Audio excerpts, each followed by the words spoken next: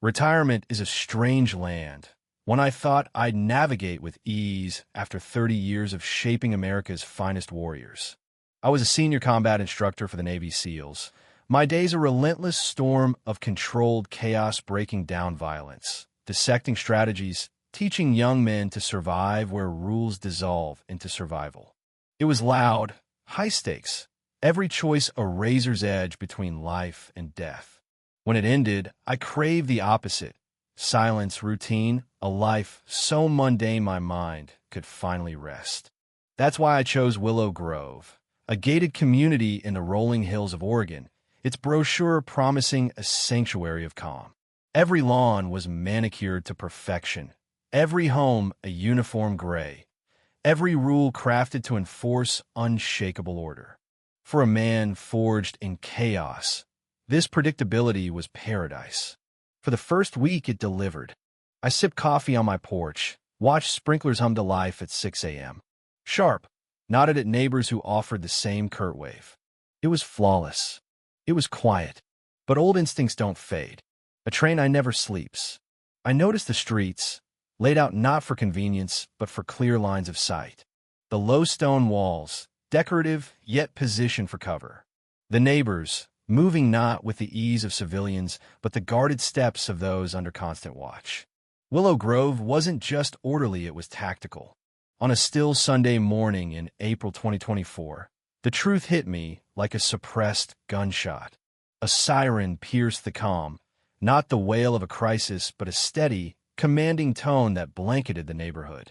A cold, robotic voice crackled from hidden speakers. "Attention, residents.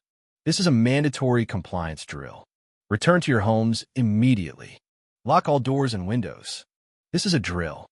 I stood on my porch, coffee in hand, watching the scene unfold. Doors slammed, blinds snapped shut. The street moments ago, a suburban postcard, now a ghost town. Except for me. I sipped my coffee, observing the enforcers of this drill. They wore black tactical vests labeled Summit Security, moving with the swagger of authority. But I saw the cracks, sloppy formations, exposed flanks, radios crackling with unencrypted chatter. A black tactical golf cart rolled up to my curb. Marcus Holt, the head of community security, stepped out, a rookie trailing him. Holt's face was a mask of rehearsed control. "Sir," he said, stopping short of my porch steps, "your noncompliance is noted. For this drill, you're a disruptive element." I'll let the phrase linger, absurd in its gravity. Disruptive element, I repeated, setting my mug down with a soft clink. Bold term for a guy drinking coffee at home. "This is a secure community with strict protocols," Holt snapped, his patience fraying. "Protocols you signed up for." I leaned forward, my voice low, calm, the tone I used to dress down recruits. "Let me offer some feedback, Mr. Holt. Your protocols are a mess. Your alert system's wired to a single power hub, cut one line at the community center, and you're blind. Your radios are open. I could eavesdrop with a cheap scanner. Your men stroll in the open, begging to be targets. And you," I said, locking eyes, "just approached a disruptive element with no backup. Your rookies standing right in your line of fire. In a real scenario, you'd all be dead before the report was filed." Silence swallowed the air. Holt froze, his authority crumbling. The rookie gaped, witnessing his boss dismantled by a retiree in khakis. "Who are you?" Holt finally rasped, his voice a confession of defeat. I gave a faint, icy smile. "Just your new neighbor, Nathan Cole," I said. "And I think your team needs a better teacher." I turned, walked inside, and shut the door. The adrenaline I hadn't noticed faded, replaced by a familiar resolve. I'd come to Willow Grove to escape the game, to live without analyzing every angle, every threat. But the game had found me. My pristine house was no longer a have-net, was a forward operating base. I'd spent decades training elite fighters, only to retire into a private training ground run by well-funded, dangerously incompetent amateurs. My quest for peace was dead. A new mission had begun: uncover who Marcus Holt was, what his outfit, Pinnacle Tactical, was doing here, and why. The silence from Holt's camp lasted 2 days, not a calm silence. but the tense hush of a force regrouping. My morning coffee became a recon ritual. I tracked their patrols, clocked their routines, waited for their move. It came as a crisp envelope slid under my door in the dead of night. Inside, a notice from the Willow Grove Architectural Board. A $500 fine for violation code 12.9, non-compliant shrub height. I stared at the words, almost admiring the pettiness. My hedges matched every other on the block. I scanned the HOA's 200-page rulebook. No code 12.9 existed. But this wasn't about landscaping. Standing where Holt had, I saw it. My hedges created a subtle blind spot, a concealed approach to my door. This fine was a tactical critique, Holt's way of saying he'd spotted a flaw in my defenses. It was clever, passive-aggressive, and a declaration of war. "All right, Holt," I muttered to the empty house. Message received. That night, at 2:30 a.m., the neighborhood siren blared, a jarring test to rattle nerves. I didn't budge, lying in the dark, plotting. Holt wanted to play teacher. I'd show him a real lesson. For a week, I became a phantom. I memorized their patrols. Every night at 10 p.m., a two-man team walked the same predictable route. I struck first with a child's remote-controlled car, rigged with an infrared beacon. At 9:50 p.m., I sent it darting into the woods. Their night vision goggles caught the signal, and they chased it, crashing through brush, breaking every rule of stealth. I sipped tea on my porch, watching their chaos. Lesson 1. Never trust tech without verifying intel. The next night, I shadowed their patrol, silent in the dark, exploiting their blind spots. At their checkpoint, a utility shed with a flimsy lock I slipped inside, leaving a single 5.56 millimeters shell casing upright on their desk. A professional's calling card. I was here. I beat you. I can strike any time. I was gone before they found it. I could only imagine Holt's fury. The air in Pinnacle's command center must have been Arctic. I'd humiliated Holt, made him a fool before his team and the clients paying millions for elite security. I wasn't just a nuisance, I was a professional threat. Holt's response was swift. Patrols doubled, their routes now loud, aggressive, a show of force. But the real move was subtler. A van parked a block away, its rear compartment glowing with heat on my thermal scope. A surveillance hub, watching my house 24/7. I was no longer a problem, I was prey. But Holt was hunting with tactics I'd mastered years ago. I couldn't keep baiting him. One slip, and they'd have me. It was time to infiltrate their stronghold, the community center, Pinnacle's nerve center. Every fortress has a weak link, theirs was the supply chain. Every Wednesday, a food truck rolled in. That was my ticket.